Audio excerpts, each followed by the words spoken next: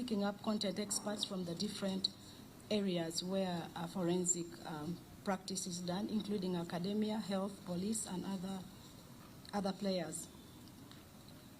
When you look at Article 5, functions of the department, at one point it was referred to a different department under Article 2(1), and then under another, again under functions, it was Article 2(2).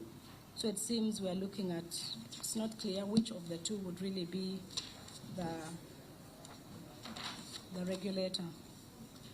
And then again, the definition of the laboratory, what Dr. Onzivo has ably highlighted, that what happens to laboratories carrying out forensic analytical services already licensed and regulated under other acts such as the Uganda Medical and Dental Practitioners and the Allied Health Professionals Council, and also the National Drug Policy and Authority Act. And when you look at Article 12, registration of analytical laboratories, again, it says person shall not provide forensic services without a license issued under this act. So it's not clear if this act will start to issue. When you look at Article 12(7), it talks about a person shall provide forensic services without a license, shall not provide forensic services without a license issued under this act. Exactly. And like Onzivo ably said, forensic service is really wide, ranging from police, academia, and health. So would we still be able to, handle the forensic cases that come in our spaces under this act? Yes.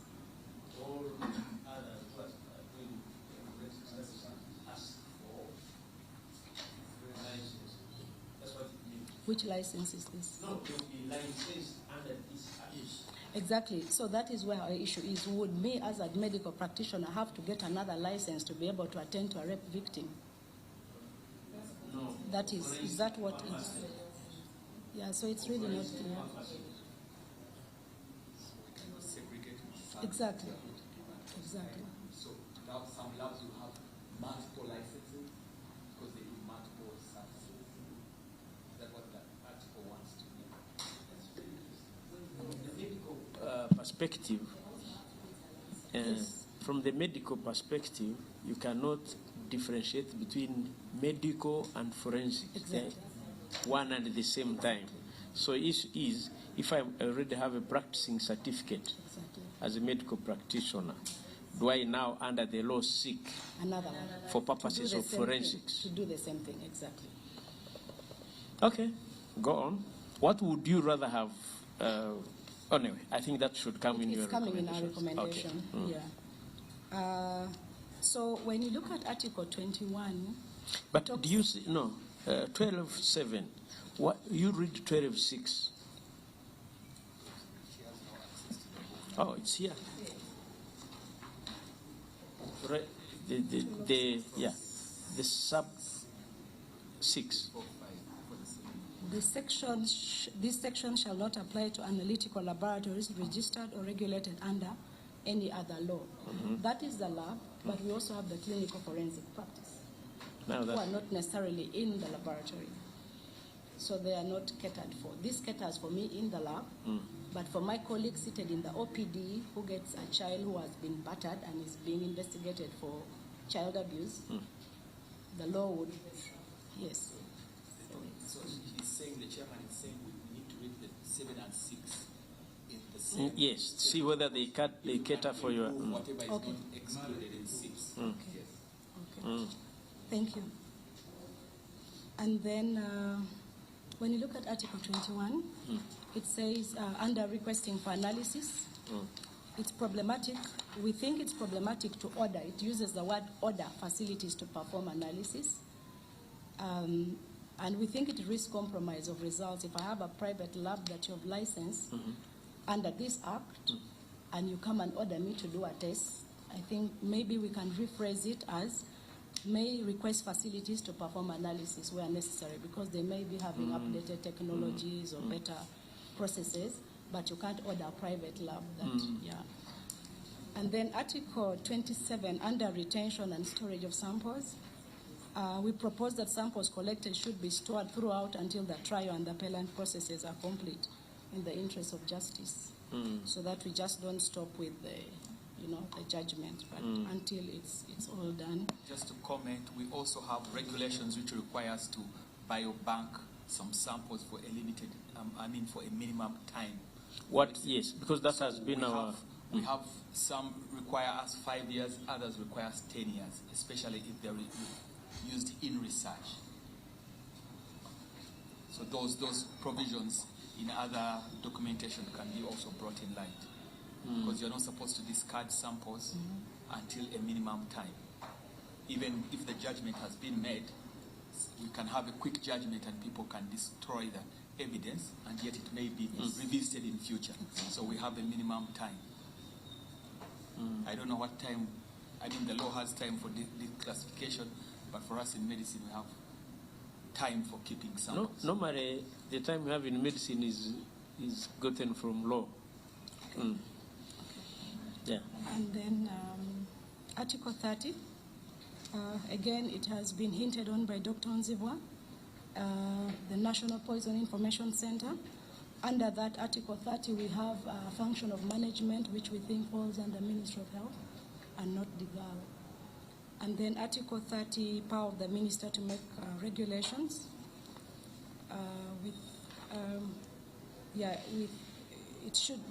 Our comment here is that the samples referred to here should be forensic samples. Forensic samples, the one under investigations, clearly under investigations.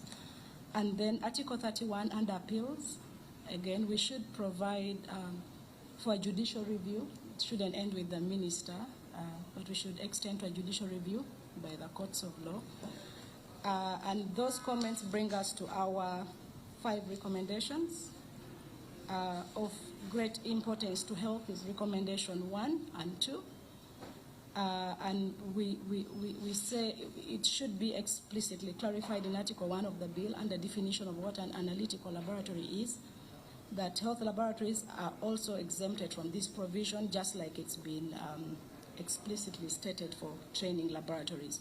So we propose the new definition of analytical laboratory, as analytical laboratory means any facility undertaking testing, analyzing samples or matters related to forensic science, and does not include a training laboratory or a health laboratory licensed under another act. Then, like under Allied Health Services? Allied under Uganda Medical and Dental Practitioners, yes. And we think without this distinction, the bill risks creating confusion by attempting to regulate the scientific analysis of all samples, literally, collected within health service delivery, which may incidentally become or later be deemed of forensic interest. And then the second recommendation is on the issue of management of poisons, which we think falls under the Ministry of Health, which already has a systemic, institutional, and structural capabilities in place for the same. So putting the management of poisons under DIGAL would have the effect of duplication of services within the same government. And this position was already agreed during the drafting. Maybe there was an oversight. The reason it came back in the bill as is now. Thank you so much. The other two have really been the benchmarking. We think it's also very critical. And we would prefer we start with our region before we go to UK. We can have Nairobi or Southern Africa, and then we can go, yes. Yeah, and then the title of the bill, Dr. Onzivo has ably stated too. Scope, purpose, and intent. Exactly. We need to remove forensic, the word forensic, because the word forensic if we have, then we do a law on forensics itself. Exactly. In the bill, which this one is not. Exactly. So your argument is that it touches on many. Exactly. And yet, when you look at the content, it actually doesn't address the many. Them. Oh, okay. Exactly. Okay, Dr. Sylvester? Yeah, just to reiterate, I think that if we had a competent regulatory body, authority, it would help solve all these issues of forensics, training, capacity building, and it would be regulating all the other sectors. So that's very interesting. So you are saying instead of making DIGAL what the law intends to do, you'd rather we establish a regulatory authority Exactly. that regulates what? Forensic services, including GAL. A part of. Yes. Ah. Okay, good. So it can remain a referral, okay? It can remain a referral, but not a regulator. That we all agree, that it cannot regulate itself.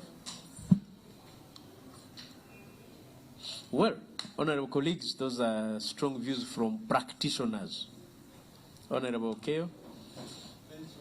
Thank you, Chair. I want to thank Minister of Health and Dr. Zivua. I knew Dr. Zivua way back in the 9th Parliament, and he has been my friend for all that time, because this is an area that is so dear to this Parliament, and whenever we talk about it, you can't leave out Dr. Zivua. Honorable Chair, I wanted to know from Dr. Zivua and from the staff from the Ministry of Health. One, you are saying the GAL cannot, not the GAL now, GAL cannot regulate itself, and that's why we are creating a legal department to take charge in the Ministry. What happens if there is a body to regulate by getting experts from Ministry of Health, maybe from Ministry of Agriculture, Fisheries, Forestry, to regulate GAL? Would it be sufficient enough? Because the problem is GAL, and I did ask the minister and even the director when they were here, that can you regulate yourselves? Say, no, we are creating. There is already, because of rationalization, there is already a department, because we mustn't forget that we are operating under rationalization. And the reason that they gave was, under rationalization, we are taking a department of legal services, which has got lawyers, and I think we are moving ahead as a committee would look at other people, because we have to look at other laws also.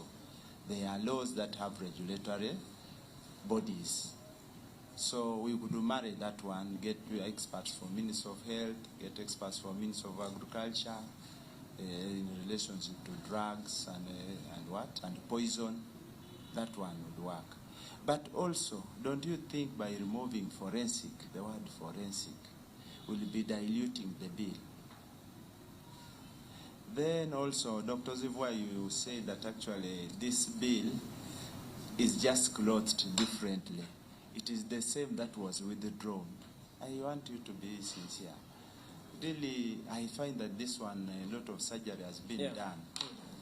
A lot of surgery has been done in this one, as much more, and following even part of the recommendation, because when we met the ministry, we agreed with them that this and this and this, and then they withdrew the bill in good faith. And I want to thank the Minister of Health. You have said there was consultation, there were meetings where you agreed on key issues. So I find, like the chair was saying, we don't want to create conflict of interest. And all these are government MDAs. We want you to work in synergy, to work in unison, to make sure that we give Ugandans a good law. We have to accept that actually there is a need to regulate forensics and analytical services. For example, the DNA. I even saw adverts on taxis indicating you can get DNA from this. And we really rushed for these things. You find somebody has 5 children, only one is his, the rest are not. And when you look at the law, there is no law. I think, and as you stated, the law is as old as 1936. This is before the independence of this country. So I want you actually to convince us that we really don't need this law, Dr. Zivua, or dilute it as you are saying we remove forensics. Because by removing forensics, completely, there will be no law. Thank you for now, Chair.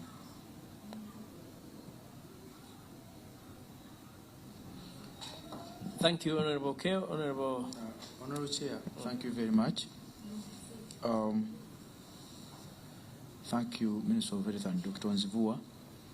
First of all, laws are made in every country, but they are made after time they get loopholes. You can't have a perfect law. Even if you go to UK, you will find that they have challenges in what they have. Even if we go to South America, where you said they have the best, still they have their challenges. Me as an individual, I don't think that we should have 3 separate, bills. What fails us in order not to have those 3 all linked together, so that we serve this country with one, bill made into law that can serve the same purpose, than have those disaggregated, policies and bills. You said the bill is silent on police forensic laboratory. Dr. Nzivua, I would like to get your suggestion. What should we do so that we address the police forensic department in our bill? You talked about private laboratories in other areas that do toxicology and DNA, that their results can be accepted in the courts of law. Can't we have our government, trained up to that level, instead of leaving these things to private entities, so that the government has the capacity even to control the private, because the government is the top body. We should supervise these private, performers, so that they perform to what we have. Then, Minister of Internal Affairs having no capacity to regulate forensic services. It's what we are looking for. That's why we are here. That's why you are called upon to come and tell us what is needed to make sure that Minister of Internal Affairs gets that capacity to supervise, to regulate all other entities that perform forensic services in this country. Honorable Chair, Dr. Nzivua has good ideas. I may say that he has the best with the Minister of Health. What I need is Dr. Nzivua not to lament before this committee, but to really tell us what we should do in order to formulate a good law that will govern forensic services, analytical services, be it clinical and other services that are the best in the whole world.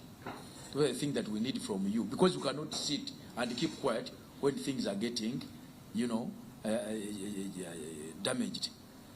For example, we have chemicals that come into the country without being monitored, even if they are to be monitored by, is it called UNBS? Is it UNBS? They have failed to regulate those chemicals, those, is what? UNBS, this is Uganda National Bureau of Standards. Yes, UNBS. They have failed. There is one time we were in Parliament and they were saying the drug that kills ticks on the what? On the cows. Acaricides. That they had brought a fake acaricides into the country. Exactly. So, ladies and gentlemen, through my chair, we would want to have a good bill that will cater for each and everything that comes into this country, be monitored, be checked up, and we serve our nation. Thank you, Chair.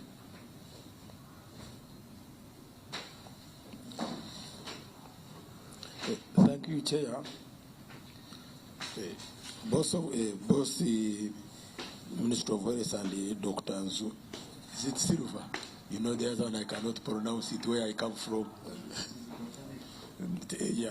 So you talked of regulatory body, which I also would concur with you. But you know these regulatory body are under ministries. Where would you propose this body to be under which ministry, in your view? Then you also, there is why you talked about, which actually I concur with you, chain of custody of the samples. So we are not police. You talked of police. Honorable Keo, can come on. You talked of police at the from the site of the crime, the investigation. Where does, I agree also with you, where would you say, I don't see any relationship between the police, the forensic, and the medical, which I think we should look where to put it in this bill, so that when a sample is collected, how does it go? Well, that's what I was in chain of custody. Where does it start? Because I was following this case, or the recent case, which is very important here. I was seeing some loophole because of that chain of custody, which I feel actually you should assist us to see how we can link police, link guard, link medical in a similar situation like that one, which involves murders. Then I also had something interesting of bodily samples to be taken. Those are supposed to be taken by medical. Suppose there is someone who wants to take a bodily sample, can the girl or girl do that?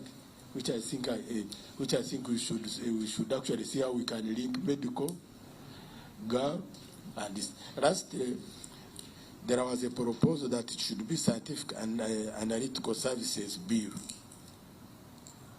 If that proposal is accepted, do you also accept that the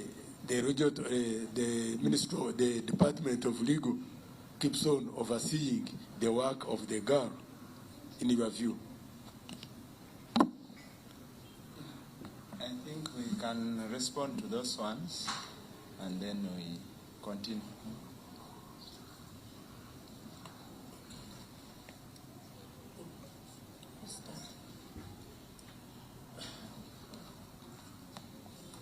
Yeah, thank you very much. I would first like to apologize. I didn't say that this bill is the same like the forensic evidence bill. All I said was that this bill has the footprints and the skeletons of the forensic evidence bill. Okay? I was very careful how I worded this. It has the footprints and the skeletons of the forensic evidence bill. The other bill had the poison, this one has poison, the other one had regulation, this one has regulation, the other one has the licensing, this one has licensing. You can see the footprints and the skeletons. They are. Dr. Ziva reminds me, in our culture, they say that these are the same people, but it is only the clothing that is different. Now, Dr. Ziva says it has the footprint and the skeleton, but the whole anatomy is different. Yeah. Okay, we continue. Yeah. The point I tried about regulation of GAL. Regulation of GAL should really fall under, since they are offering analytical laboratories, we should have one big regulatory body that should cater for all the forensic services in this country. You see, when you go to buy a car, somebody will tell you, please don't mind that body of that car. Go and make sure that that engine is very good. It will take you wherever you want. Buy a car because of the engine. The engine of forensic work is regulation. That is why I'm saying, let us have a totally different bill, which will describe the functions of what they will regulate, who the members are, how they will be funded, if there are any things like disputes, they are the people who will advise the government on forensic services. This, to me, is the engine of forensic work, regulation. So if we have a good regulatory body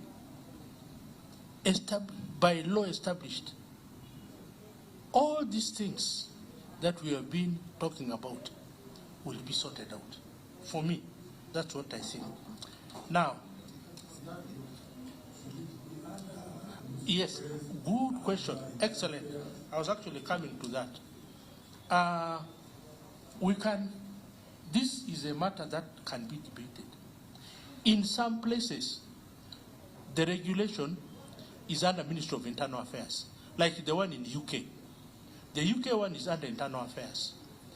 Others are under Ministry of Justice. Others are under Ministry of Health.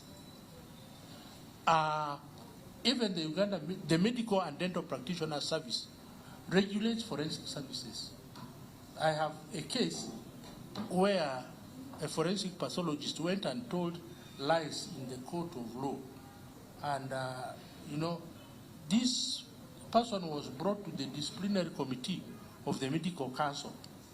You get it? So we can have this, whether the Internal Affairs Ministry can take a lead, Ministry of Health can take a lead, is for us to debate. Maybe for cabinet to debate. But all we need is a good regulatory body which is independent. Just like much as the DPP's office is under Ministry of Justice. Yes, it's independent. So we need to have an independent body, but quite strong. Now, from this bill, the reason why we said, please remove the word forensic, is that this bill is basically on scientific analysis services. Forensic is much more, is broader than this. And this bill has not captured the aspects of forensics. So that's why we are saying, please, let us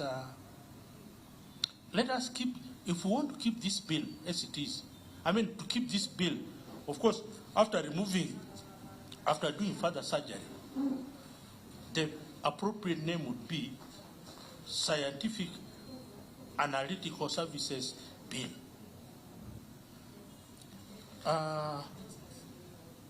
Yeah. No, Doctor, we want to understand. Yes. When we go back to the other regulatory bodies, first of all, I'm getting convinced that we may need even a full clause when it comes to creating the regulatory body. And we say, okay, it is domiciled in Ministry of Internal Affairs, but shall draw a qualified person from maybe health, qualified person from private laboratory practitioners, like that, is what you are trying to say.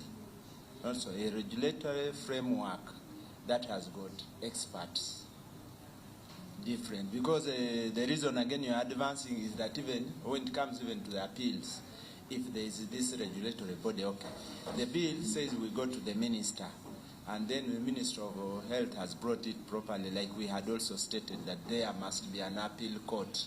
However, is aggrieved with what the minister has decided, then we'll go to court. So that's what you are suggesting, that it should have an independent. But now when it comes to forensics, I want to understand. Because I was convinced that we need the functions. Because it will carry out toxicology, biology, illicit drugs, ballistic and tool marks, questioned documents, chemistry, food, drugs, computer, cybercrime. Don't you think all this is forensics? Chair, when I read this the definition of forensic science, they are saying is an application of science to legal matters, primarily in crime, in criminal and civil law. So once we remove the word forensic into what we are doing, then you will have killed the whole process. And also, Dr. Zivua, already the girl is referred to. Whenever there is a question in court, there is always the girl is referred to, not so. As now the last final, they bring even police, like you are saying.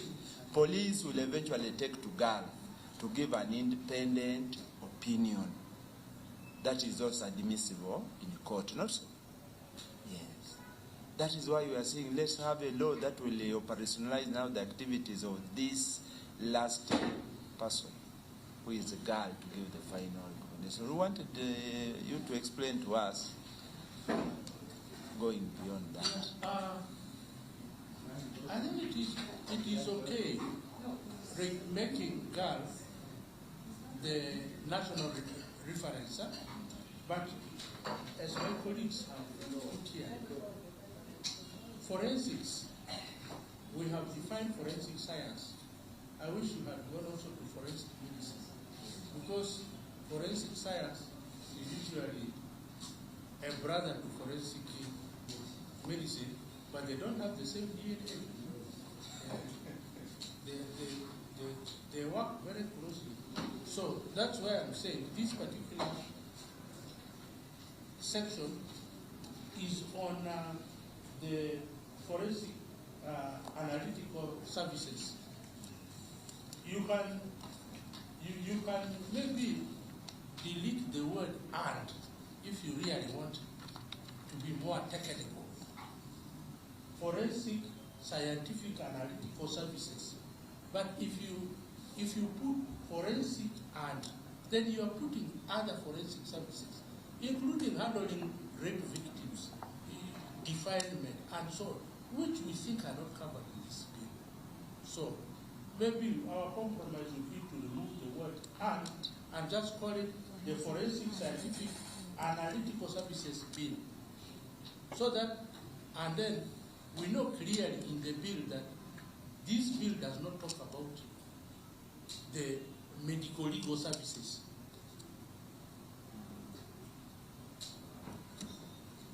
Yeah, there was a question about no perfect law. I agree, there's no perfect law. But you know that nature aborts an abnormal fetus. Okay?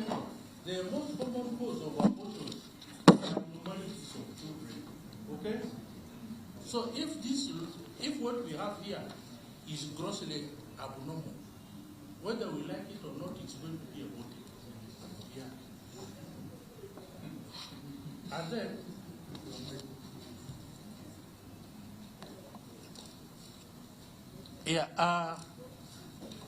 again, we had brought out, I had given a suggestion of 3 different bills. The reason is very simple. If you're going to cook, the ladies here will tell us, if you're going to add this on that, there's so many things in the sauce. What you're going to have will be useless.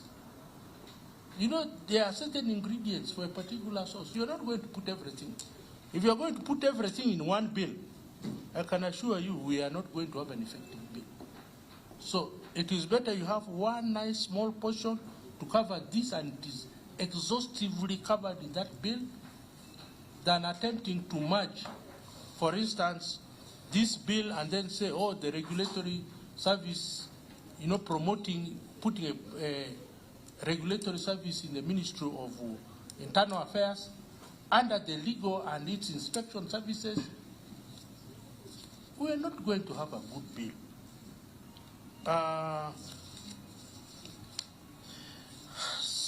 There was a question on addressing police laboratory services. You see, the police forensic service, laboratory services, and the forensic services, including scene of crime, are not covered here. Yes. So what I think is that if we had a regulatory body, then it would sit down with the police people and say, you guys, how do we sort you out? Because again, bringing police regulatory laboratory services to merge it with this bill, we shall be overwhelmed.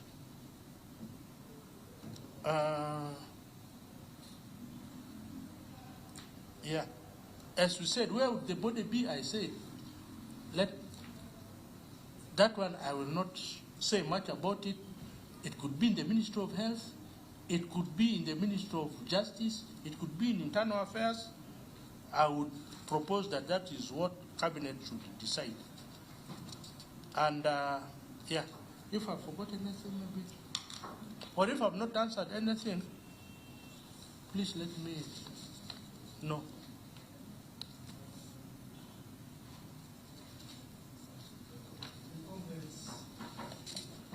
Honorable Lamwaka, maybe you introduce yourself.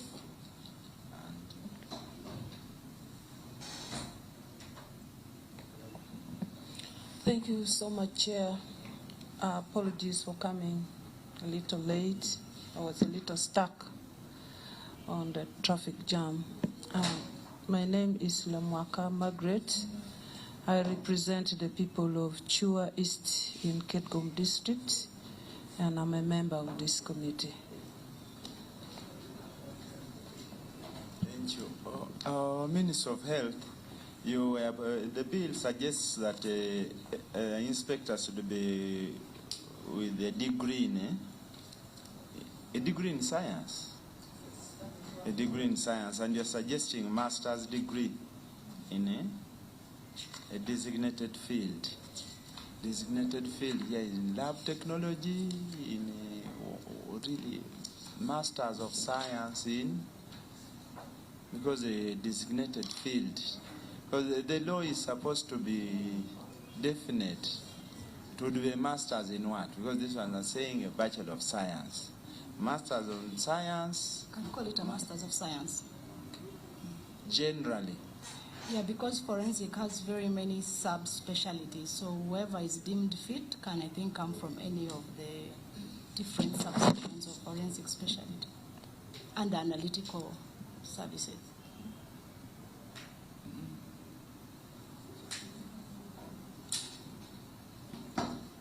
Why don't you suggest, really, because those fields are health related. For example, a master's in science, you will have a daughter, master in science, forestry.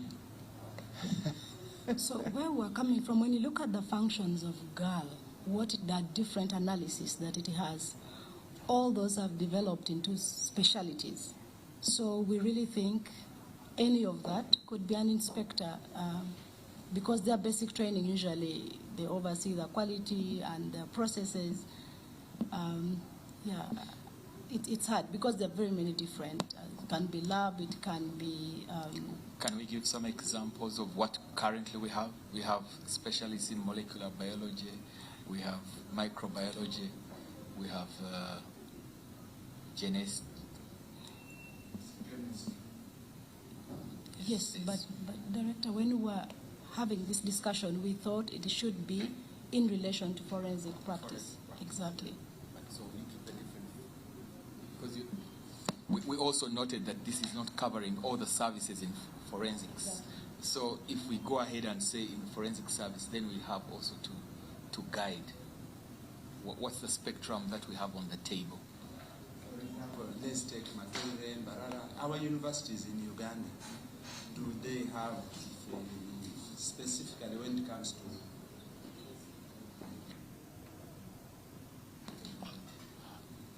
Chair, I also really want to comment on this designation of inspectors and the powers of inspectors.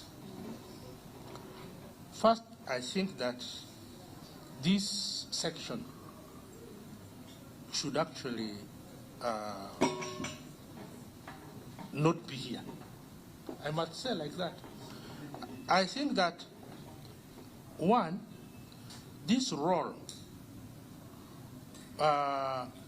to temporarily close a laboratory and so on should be left to a regulatory body, not an inspector. These powers that are being given by this law to an inspector are arbitrary and excessive. You get it? For me, they're arbitrary and excessive, and they can, it is good if there is a regulatory body, so that if my lab, if I have a problem with somebody, and this person wants to close my lab for any other reason, the thing should be taken to a council who will listen to the complaint. Dr. Zivua, this is a person who is conducting false, is using different chemicals, like the person you said who gave false testimony in court. There is an immediate action that should be taken. Close, like we see the National Drug Authority do, those fake clinics and whatever, close, and then you take the processes. This is a person who is got with the water and he's using that one as a reagent. You really want the process to be referred to a council or a committee before this is done. Anybody, but that's why we are saying that if you are aggrieved with the inspector closing your laboratory, then you can go and appeal in courts of law that I was irregularly done that, but for the sake of it. And I think this bill is borrowing from other bills. For example, this committee looked at other weapons and whatever, narcotics. You find me with cocaine, you suspect that my house has got cocaine, has got drugs. You say, no, you must first of all go to the regulator. So there's an immediate, you see, you seize the place, condone it off, call it a scene of crime, and then eventually condemn. So, Dr. Zivua, what do you have to say about it? Maybe you can withdraw that one, or... Okay. Yeah, I withdraw on this, but I would still say that may the regulator actually, like in the laboratory, if somebody is giving HIV, or like yes, a couple comes, the man is HIV positive and says, you in the lab, please give me a negative result. You get it? If somebody has that kind of thing, even in a grave situation like this in our health service, a lab person, the director of the lab in the Ministry of Health, cannot just come and say, I'm closing your lab. Usually you say, we investigate. This is the thing you've done wrong, we shall close. But, giving these arbitrary powers, my problem is arbitrary powers. Yeah. Yes, individualizing arbitrary powers, I think may not be right.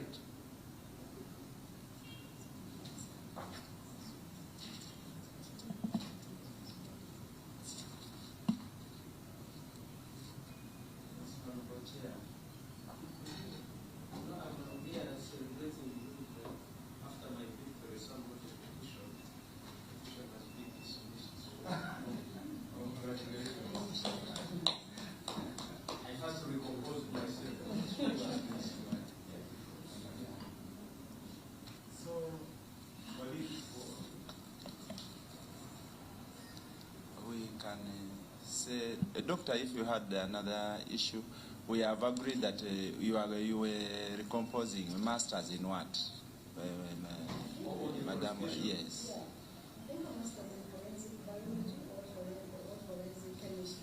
So that you basically is analytical, basically learning about the technology, then you're to get inspector in this context, then you need to have master's training in forensic analysis, usually it's forensic biology and forensic chemistry. By the way, yeah, that's the issue. Are our universities offering those disciplines? No. Yes, I instructed the clerk to write to the university in Jinja, a forensic science university. I think it was headed by India. I don't know whether you've come across it. Yes. And they wrote to them. They should really appear and give us, but yes, I have seen they're enrolling police, UPDF and other, but specifically in forensic science.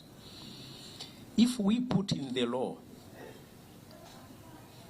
I know why the drafters left it open, because at the moment, assuming the law is enacted in October, and at the moment there is no university, that offers that. Even Dr. Unzivo and others have acquired that as a result of service and added this, training. Won't we be limiting ourselves? Because whatever the law needs, once it is very clear, you follow the law. Chair, what I know that as education improves, you will not appoint somebody with a bachelor's degree when you have somebody with master's already. Certainly. So I tend to agree with your submission that as people improve practice, the most qualified person will always be the one appointed. As the number also increases, but because over time we've seen to become a lecturer you must have a PhD. So as the numbers increase, the regulations and the requirement keep changing. So I think we could be flexible, not to lock in the law but we could put the minimum but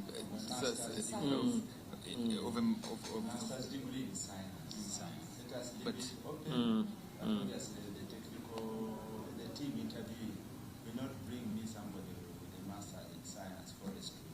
Or in anthropology.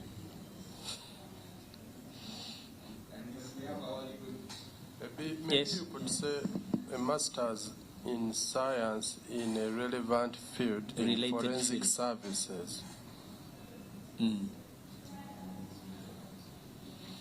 Okay. There was, I don't know, so the chair, they examined the issue of 3 bills in one. I wanted to, I don't know whether they examined it. Are you saying the proposed law is incurably defective, that it cannot cater for your proposals the way it is? Yeah, in all honesty, I think that this is truly incurable. We need to have the minimum I would propose here is a bill. If we can have the forensic scientific or analytical bill, we decided maybe the word "and" should not be there. Okay, that's my proposal. Then we have a separate regulatory bill. And for me, when this regulatory bill should take precedence. And many of the things in this bill would go into the regulatory bill. And then this just remains the scientific analytical services bill. But you acknowledge that we actually need a law for scientific and analytical services. Totally, I Thank agree. you. Yes, yes. Yeah. Mr. Chair, while you are away, Dr. Zivua and the Minister of Health agreed on removing this "and", because we found that by removing the word forensic, ideally this bill will be. And so they are agreeing we can maybe reconvene or call upon the Minister of Internal Affairs to come and look at their option of forensic, scientific, analytical services bill. Yes. So, but I don't know whether "and" changes the entire object of the bill, because the short title may eventually water down even the long title. Absolutely. So that one is an area. Then, Doctor, you were talking of licensing. Even the minister was talking of licensing. And I remember when the Minister of Internal Affairs was here, I also brought it out. And we said we would compare notes with you from Ministry of Health. How do you do it? I was looking at LACET, because they are private what? Labs in the Ministry of Health. LACET, and others that do lab services privately. How are they regulated? And we wanted to borrow that, and we see whether GAL can ably do it, or wanted just to benefit from your knowledge. Okay, thank you. Thank you. So the laboratories in the health sector are regulated by Uganda Medical and Dental Practitioners Council and the Allied Health Professional Council, depending on the scope of work that they do. So all the private laboratories are regulated by those two bodies. So what defines, like MBN is Uganda Medical, and sometimes, depending on what they are doing, they may have also oversight by the Allied Health Professionals Council. And these were acts of parliament, so really it's under Ministry of Health, but they're established by an act of parliament, both councils. So they not only regulate labs, but they also regulate our practice of the different professionals within the lab space.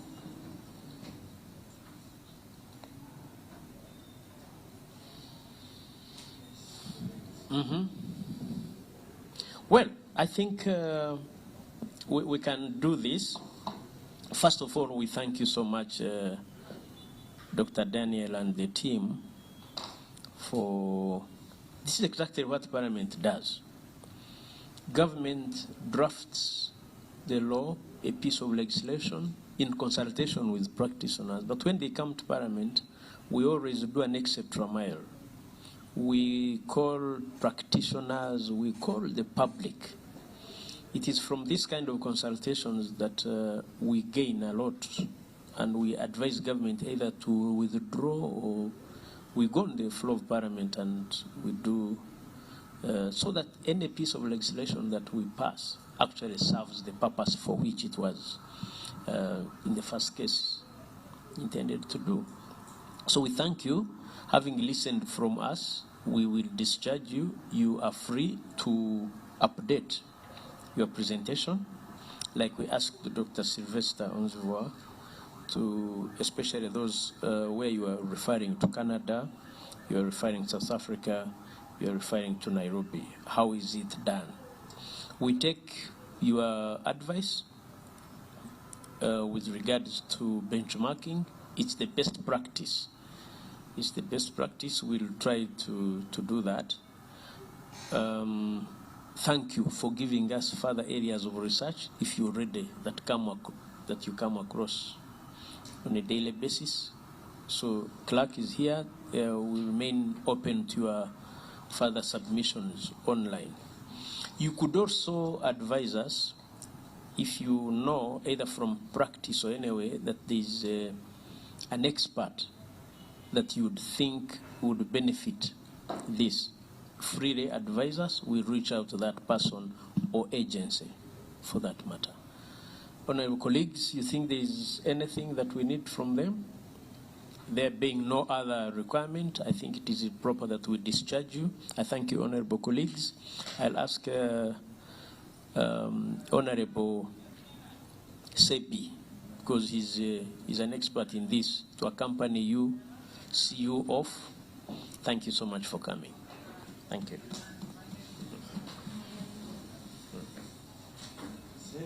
You know, he's from.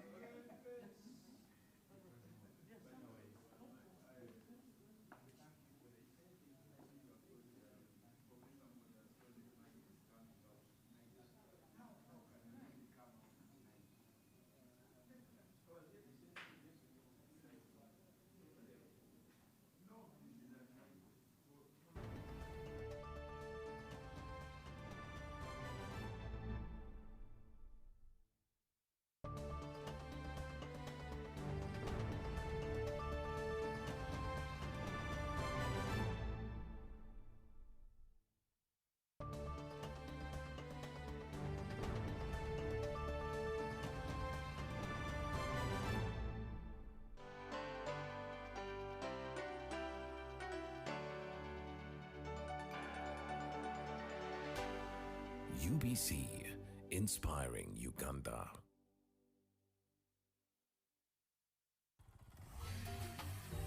Hello. Hello, Kampala, Uganda. In response to the national call of strengthening the traffic security, Good Products Group HGO brand has officially launched the Rider Selection Campaign. Registration is now open.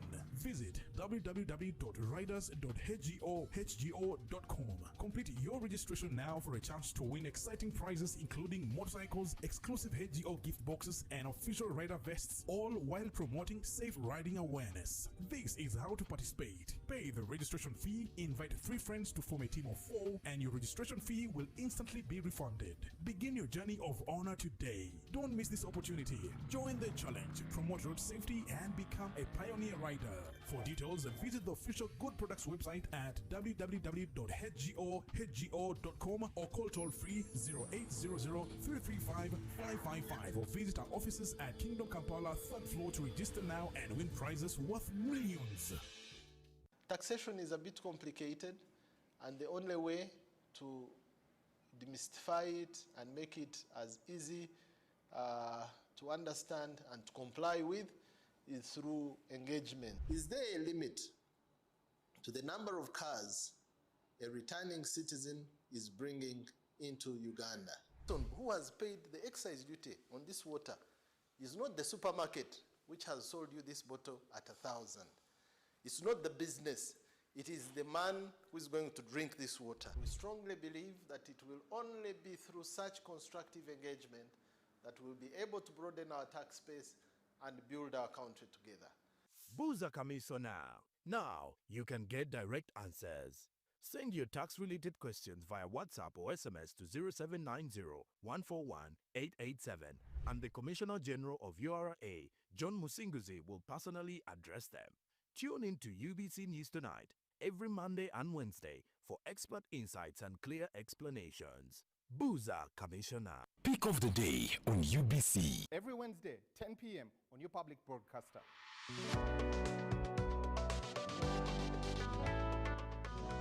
Was brought to you by I'll call you every day, yeah, yo, baby, don't know. You can now get all the Chibuzi out with MTN voice bundles. Call all networks. Kubei Dondoro. Buy a 25-minute voice bundle for only 1,000. Or buy any daily voice bundle of your choice. Dial *100 *21# and select daily.